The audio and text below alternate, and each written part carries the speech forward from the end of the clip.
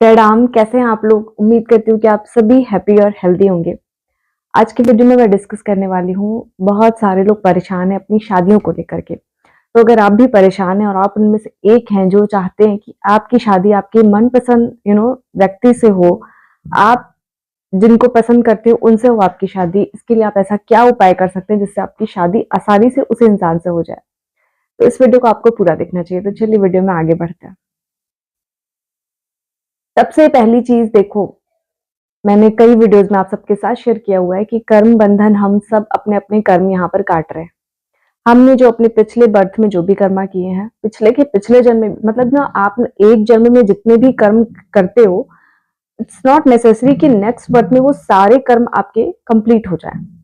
मतलब इस जन्म में अगर मैं कहूँ तो मैंने जो भी मेरे पर मैंने जिस-जिसके साथ जो-जो व्यवहार किया है, जो-जो भी पर्सन मेरी लाइफ में आया है, किसी भी रूप में उनके साथ जो मैंने अपना कर्म क्रिएट किया है, मतलब मैंने किसी को भला-बुरा कहा या किसी ने मुझे कुछ गिफ्ट दिया, तो ये सारी चीज़ें हम एक बर्थ में पूरा नहीं कर पाते। आप समझ रहे हो? बहुत सारी चीज़ें होती हैं। तो हम कई बार ना, जैसे मैंने आपको एग्ज़ाम्पल दिया था कि जब जो धृतराष्ट्र के 100 पुत्र हुए थे और 100 के 100 जब युद्ध में खत्म हो गए, तो वो बहुत दुखी हुए थे। तब उन्होंने भगवान से पूछा था कि मुझे इतनी बड़ी सज़ा क्यों? तब उन्होंने बताया था कि आपने एक जन्म में अ, एक पेड़ पर चीड़ा और चिड़िया के 100 बच्चे थे, उस पेड़ पर आपने आग लगाई थी। चीड़ा और चिड़िया तो उड़ के निकल गए थे, लेकिन उनके सारे बच्चे खत्म हो गए थे, तो उसका आपको उनको जो दुःख झेलना पड़ा था, वो दुःख आपको झेलना पड़ा, इसके लिए आपको ये जो है लीला की गई और आपको ये फल मिला है। तो उनका कहना था, तो वो जब उन्होंने देखा तो वो काफ़ी पहले की बात थी, मतलब कि 2-3 जन्म पहले की, तो उन्होंने कहा कि तो हम मुझे ये सज़ा तुरंत उसी जन्म में क्यों नहीं मिल गई? मतलब मुझे इसके लिए 2-3 जन्म इंतज़ार करके क्यों ये फल मिला? मुझे उसी जन्म में इसका फल मिल गया होता। तो हुआ कि आपके कर्म भी तो वैसे होने चाहिए थे कि आपको 100 पुत्र हो। जब आपने कि आपके उस तरीके के सारे कर्म को इकट्ठा किया गया कि जब अब आपके 100 पुत्र हो सकते हैं, तब आपके जाके तीसरे या चौथे जन्म में जब आपके 100 पुत्र हुए, तो फिर वो लीला रचाई गई ताकि आप भी उस दुःख को झेल सके जो आपने किसी को दिया था। तो I hope you all understand. तो हम सब यहाँ पर अपना कर्म बंधन काट रहे हैं, जो भी हमने कर्म किया है, वो सब हम कर रहे हैं। देखो, भगवान आपके कर्म, आप सोच रहे हो हमारी किस्मत खराब है, भगवान ने मेरी किस्मत में ऐसा लिखा है, तो भगवान ने कुछ भी नहीं लिखा है। जो भी कर रहे हो आप खुद कर रहे हो, आपने खुद अपने जो कर्म जो है वो क्रिएट किए हैं। लेकिन आप इसको सुधार सकते हो। कैसे सुधार सकते हो? अपनी नियति को कैसे सुधार सकते हो? अपनी नीयत को साफ करके। अपने मन में से जितने भी ईर्ष्या है, द्वेष है, इनको खत्म करिए। किसी का बुरा मत सोचिए, हमेशा सोचिए सर्वे भवन्तु सुखिनः, सर्वे सन्तु निरामया, सर्वे भद्राणि पश्यन्तु मा कश्चित् दुःखभाग् भवेत्। ठीक है, सभी के जीवन के दुख दूर हों, सभी खुशपूर्वक, सभी सुखी जीवन व्यतीत करें। बस ये मनोकामना आप अपने मन में रखिए, हमेशा ये भावना रखिए और सबके साथ प्रेम से पेश आइए। किसी का कभी बुरा मत सोचिए। कोई आपका बुरा कर भी रहा है तो आप प्लीज उसका बुरा मत सोचिए, उसको ब्लेसिंग ही दीजिए। जिस दिन आप इस तरीके से सोचने लगेंगे, इस तरीके से चीजें करने लगेंगे, आपका जो नया कर्म क्रिएट हो रहा है वो अच्छा क्रिएट होगा। ठीक है, तो इसकी आपको सजा नहीं मिलेगी, इसका कोई मतलब निगेटिव इम्पैक्ट आपकी लाइफ पे नहीं आएगा। पर जो आपने प्रारब्ध ऑलरेडी कर लिया है वो आपको झेलना पड़ेगा। तो इसके लिए आप नाम जप का सहारा ले सकते हैं। सिर्फ एक नाम जप ही एक ऐसा सोल्यूशन है जो आपके प्रारब्ध जो आपके प्रारब्ध कर्म है, तो जो जिसकी वजह से आपको अपने जीवन में दुख झेलना पड़ रहा है, उसको सहने की शक्ति आती है। और कई बार वो प्रारब्ध धीरे धीरे कट जाता है और कम भी हो जाता है। मतलब हमको अगर एक्सीडेंट होना था और उसमें हमको बेड बेड रेस्ट पे पड़ना था, ठीक है, ऐसा था योग, बट क्योंकि मैं नाम जप कर रही थी तो मेरा एक्सीडेंट तो हुआ, बट मैं 2 दिन बाद चलने लायक कंडीशन में आ गई। मुझे बेड रेस्ट नहीं करना पड़ा, महीनों तक प्लास्टर नहीं चढ़ा मुझे। ये होता है नाम जप का असर। आपके प्रारब्ध कर्मा भी कट जाते हैं। कई बार लोग बोलते हैं क्या नाम जप करने से हमारे प्रारब्ध कर्मा कट जाएंगे? नहीं, आपके प्रारब्ध कर्मा कटेंगे नहीं, क्योंकि आपने जो किया है वो आपको झेलना पड़ेगा। क्योंकि नियति भेद नहीं करती, जो आपने लिया है वो जो दिया है वो तो लेना भी पड़ेगा ना। तो उसके लिए आपको क्या करना है कि सिर्फ आप नाम जप का सहारा लोगे तो आपकी सहन शक्ति बढ़ेगी और हो सकता है उस प्रारब्ध कर्मा का थोड़ा सा असर आपको कम पड़े। मतलब आपके अंदर ना दुख सहने की शक्ति आ जाएगी। तो सबसे बड़ी चीज है कि हमारे अंदर अगर सहन शक्ति आ जाएगी तो हमको अपना दुख बड़ा नहीं लगेगा। दुख होगा दुख, लेकिन वो दुख बड़ा नहीं लगेगा क्योंकि हम उसको सहन कर पाएंगे। लेकिन जब हमारी सहन शक्ति वीक होती है ना, तो हमारा छोटा सा दुख भी हमें बहुत बड़ा लगता है। इसी तरीके से शादी और बच्चे दोनों ही डिसाइड होते हैं, प्री डिसाइडेड। जिस टाइम आपका जन्म होता है, कौन आपके माँ बाप बनेंगे, कौन आपका पति बनेगा, कितने आपके बच्चे होंगे, ये सारी चीजें प्री डिसाइडेड होती हैं। तो पहले से डिसाइड हो जाता है कि आपकी शादी किससे होगी, कब होगी, और वो सही समय कब आएगा। हम बहुत परेशान रहते हैं, और आजकल तो शादियां बहुत लेट हो रही है, क्योंकि प्रीवियस बर्थ में कुछ कर्मा ऐसे रहे हैं कि हमारे जो कर्म बंधन है वो लेट से जुड़ रहा है। जिस पर्सन के साथ हमारी डेस्टिनी अलाइन होनी है वो लेट से जुड़ रही है, पहले नहीं जुड़ रही, क्योंकि पहले और लोगों के साथ अलाइन हो रही है। इस वजह से आजकल आप ये कॉन्सेप्ट देख रहे हो कि लोग बॉयफ्रेंड गर्लफ्रेंड बना रहे हैं, और एक नहीं, दो दो चार चार। तो वो एक्सपीरियंस हो रहा है, क्योंकि उनके साथ आपने अपने पिछले बर्थ में कोई ना कोई आपका जो है बाकी रह गया था कर्मा, तो वो इस जन्म में पूरा हो रहा है। जो उस जन्म में हो सकता है आपने किसी के साथ धोखा दिया था, तो इस जन्म में वो आपका बॉयफ्रेंड बन करके आएगा, आपके साथ कुछ टाइम तक रहेगा, जब तक है उसका टाइम पीरियड, एंड देन उसके बाद वो आपके साथ चीट कर देगा, या फिर आपको किसी और रीजन से कैसे भी करके आपको छोड़ के उसको जाना पड़ेगा। तो दिस इज द रियलिटी। अब ये सिर्फ एक आकर्षण होता है कि हमें इंसान इतना पसंद आ जाता है कि हम सोचते हैं कि हम इसी से शादी करेंगे, this is the perfect life partner. लेकिन देखो, हर इंसान वैसा ही है, ठीक है। अगर उसकी सोच अच्छी होगी उस इंसान की, तो वो कभी भी आपके साथ जबरदस्ती नहीं करेगा कि नहीं तो मुझसे ही शादी करो, या मेरे पेरेंट्स की मर्जी के खिलाफ जाके शादी करो। सिर्फ एक अच्छे इंसान की अगर आपको नीयत पहचाननी है, तो आप इन दो चीजों से पहचान सकते हैं कि वो इंसान कभी आपको फोर्स नहीं करेगा कि नहीं तुम मेरे से ही शादी करो, और अपने माँ बाप के खिलाफ जाके शादी कभी नहीं करेगा, या आपको करने को मजबूर नहीं करेगा। अगर किसी इंसान में ये दो क्वालिटी है, तो आप समझ जाओ कि वो इंसान सच में बेस्ट है। बट इट्स नॉट नेसेसरी कि आपको जो इंसान बेस्ट लग रहा है वही आपकी लाइफ में आए। हो सकता है आपके साथ जिसका कर्म बंधन जुड़ा हुआ है वो पिछले जन्मों से जुड़ा हुआ है, तो वही इंसान आपकी लाइफ में आएगा और सही समय पर आएगा। और ये जो सारी प्रक्रियाएं हो रही है, सारी चीजें हो रही है ना, ये आपको लाइफ में लेसन देने के लिए आ रही है, कहीं ना कहीं आपको सबक मिल रहा है। आपने कई बार सुना होगा कई लोगों से कि लाइफ में दिल टूटना भी बहुत जरूरी होता है, क्योंकि इससे हमें इंसान में ना एक मैच्योरिटी आती है, हमको हमारी सहन शक्ति बढ़ती है, और हम किसी चीज पे बहुत ज्यादा डिपेंडेंट हो गए थे, फिर उसके बाद जब हम उससे निकलते हैं तो हम थोड़ा सा संभलते हैं लाइफ में, और अपने ऊपर फोकस करना स्टार्ट करते हैं। कहीं ना कहीं ना दिल टूटना आपको लाइफ में स्ट्रांग बनाता है।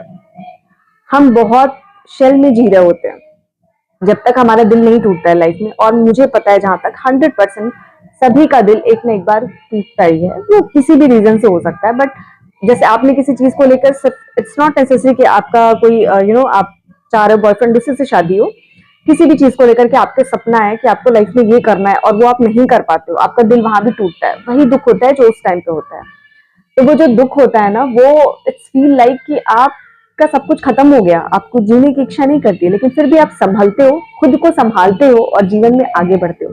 क्योंकि उसके पहले तक आप एक शेल में थे, जब तक आप बच्चे रहते हो, पेरेंट्स के केयर में रहते हो, तब तक आप लाइफ में सारी चीजें फेस नहीं करते हो। लेकिन जैसे आप थोड़ा मैच्योर होते हो, लाइफ में आगे बढ़ते हो, खुद से चीजें हैंडल करना स्टार्ट करते हो, जो भी आपके ड्रीम है उनको आप चेज करना स्टार्ट करते हो, एंड देन आपकी लाइफ में कुछ कोई ऐसा पर्सन आ जाता है भाई, जिसके साथ आपका बहुत लगाव हो जाता है, या आप किसी सपने के प्रति बहुत ज्यादा अटैच है कि आपको ये करना ही करना है, और वो चीज नहीं हो पाती है, तो वहां पे आपका दिल टूटता है। जब दिल टूटता है तो दुख होता है, लेकिन उस दिल टूटने के बाद आप संभल जाते हो कि जरूरी नहीं कि हम हर वो चीज चाहें वो हमें मिल जाए। ये सबक आपको आ जाता है, ठीक है। और कहीं ना कहीं आपको भगवान को भरोसा भी हो जाता है। एक टाइम पे आप बहुत नाराज होते हो कि अरे भगवान तो कुछ नहीं होते हैं, मतलब मैंने उनसे इतनी मिन्नतें की कि मुझे दे दो, मुझे नहीं दिया उन्होंने, क्योंकि हमें लगता है कि हम जो चाहेंगे वही होगी चीजें। उस समय हमको ये फील होता है कि सब कुछ हमारे हिसाब से होगा, हम जो चाहेंगे लाइफ में वैसे होगा, क्योंकि नया नया जोश रहता है ना, तो ऐसे ही फील होता है हमें कि हम जो चाहेंगे लाइफ में वो होगा।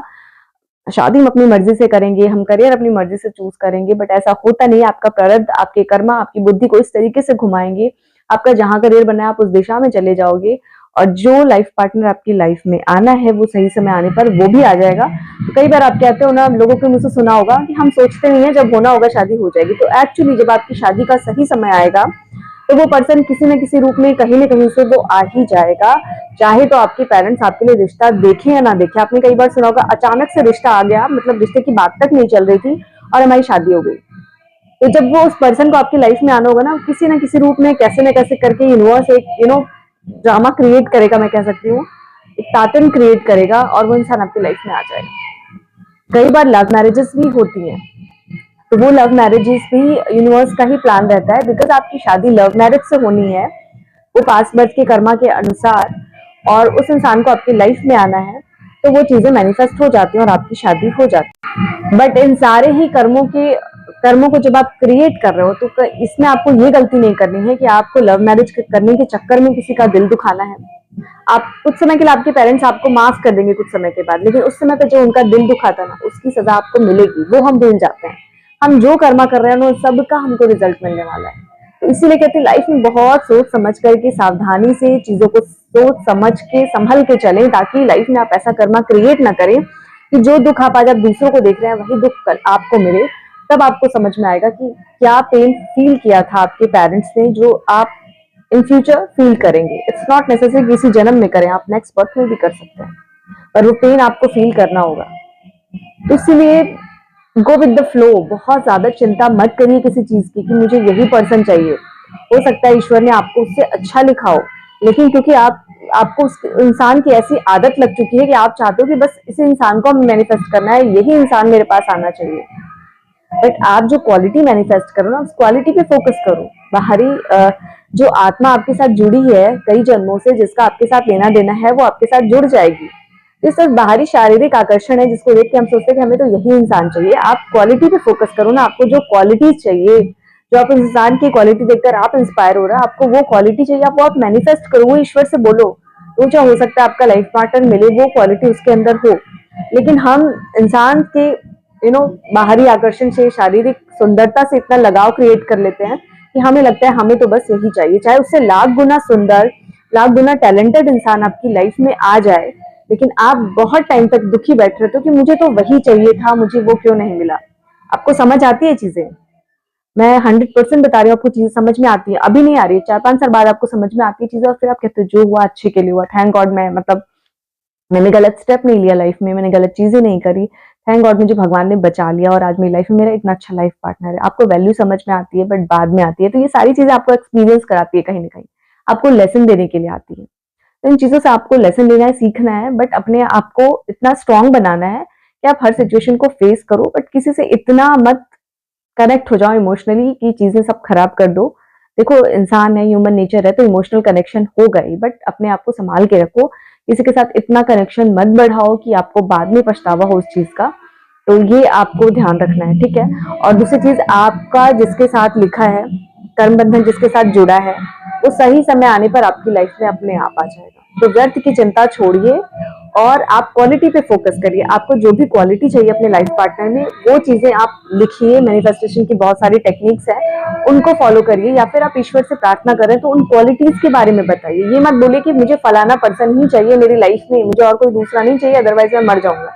बहुत से लोग कर लेते सुसाइड, लेकिन देखो आपको सुसाइड करने के बाद ना वो इंसान मिलता है, वो उस इंसान की दूसरी शादी भी हो जाती है, और आप ऊपर से देखते हो कि अरे वो तो सेटल भी हो गया, काश मैंने भी सुसाइड न किया होता तो मेरी लाइफ भी सेटल होती। बिकॉज आपकी जब तक आयु है, आपने उसको ठुकरा करके सुसाइड किया, तो आपकी जो आयु है वो आपको पूरा जीना पड़ेगा, वो आप आत्मा बन के जियोगे। ऐसे तो इंसान बन के जीते, अब वो आप आत्मा बन के जियोगे, और वो आत्मा ऐसी रहेगी कि आप मतलब इसी मृत्युलोक में ही भटकोगे। वो आत्मा कहीं और नहीं जाएगी, यहीं भटकेगी। आपको कोई चीज खाने का मन होगा, आप खा नहीं पाओगे, बस उसको देखोगे। अब जिससे बात करना चाहोगे, बात नहीं कर पाओगे, क्योंकि आपके पास शरीर नहीं है, आप सिर्फ आत्मा बन के भटकते रहोगे जब तक आपका मृत्यु का चक्र पूरा नहीं होता है तब तक। तो इसलिए ये इस तरीके की स्टेप तो बिल्कुल भी नहीं लेना चाहिए, बिकॉज हमको अपने जीवन की वैल्यू करनी चाहिए। हम एक्चुअली इस जीवन में किस लिए आए हैं, ये सिर्फ समझ लीजिए ना, ये पूरी दुनिया एक रंगमंच है और हम सब यहाँ पर अपना अपना रोल प्ले कर रहे हैं। हमको अपने हिसाब से अपना रोल 100% प्ले करना है। देखो हर इंसान परफेक्ट नहीं होता है, गलतियां सबसे होती हैं, बट हमें अपनी नजरों में हमेशा सही रहना है। हमें नहीं लगना चाहिए कि हमने यहाँ पर गलत किया, क्योंकि आपके अंदर अपना आपको बता देगी जब भी उसको लगेगा कि आप गलत कर रहे हो। ओके, और बस अपने कर्मा पे फोकस करिए, अपनी नीयत साफ रखिए और अपने आप को स्ट्रांग बनाइए। आप नाम जप करना स्टार्ट करिए, आपके अंदर ऑटोमेटिकली आप स्ट्रांग बनते जाएंगे, और इस तरीके के छोटे छोटे जो गलत स्टेप है वो नहीं लेंगे। कई बार बच्चे पढ़ाई में इतना ज्यादा इमोशनली कनेक्ट हो जाते हैं, 10th 12th के बोर्ड एग्जाम्स में रिजल्ट मार्क्स कम आए जितनी एक्सपेक्टेशन करी, तो सुसाइड कर लेते हैं। This is not the point. एक छोटी सी चीज से आप अपनी लाइफ नहीं खत्म कर सकते, क्योंकि लाइफ बहुत खूबसूरत चीज है, और लाइफ में आपको बहुत कुछ करने को मिला है, बहुत एक्सपीरियंस करने को मिला है।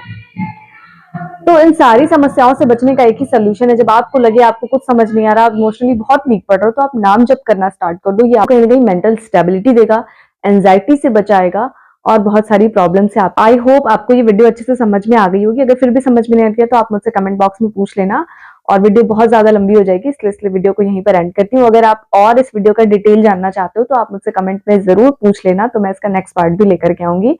मिलती हूँ आपसे नेक्स्ट इंटरेस्टिंग न्यू वीडियो के साथ। तब तक आप सभी अपना ख्याल रखिए और ध्यान रखिए। प्रणाम।